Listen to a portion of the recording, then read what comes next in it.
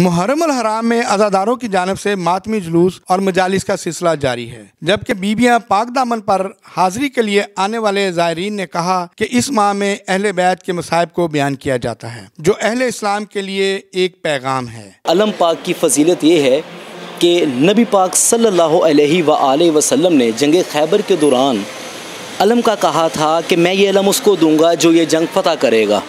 तो मौला अली अलैहिस्सलाम ने जंग फतह की, उनको अलम मिला। फिर वही अलम इमाम हुसैन अलैहिस्सलाम के पास आया और वहाँ से मौला अब्बास अलमदार अलैहिस्सलाम के पास। अब ये अलम सिर्फ शिया सुन्नी या किसी एक फ़िक्के का अलम नहीं है, ये अलम तमाम फ़िक्का इंसानियत का अलम है। जो हमारे मुल्की हालात चल रहे हैं, हमें चाहिए कि बजाय इसके कि इंतशार का शिकार हों, तो मैं समझता हूँ कि इमाम हुसैन अलैहिस्सलाम सब के हैं, सिर्फ अहले तशय्युअ के नहीं हैं। और इसमें कोई तनाज़ा नहीं होना चाहिए, मिलजुल के प्यार मोहब्बत से, और जैसे कि हमारे बुज़ुर्गों की रवायात चलती आ रही हैं, और ये हमारी ख्वाहिश भी है कि हमारे बाकी जो बरादरान हैं वो भी हमारे साथ शाना बिशाना चलें और हमारा मुल्की हालात ऐसे हो जाएं कि एक मिसाल कायम हो जाए।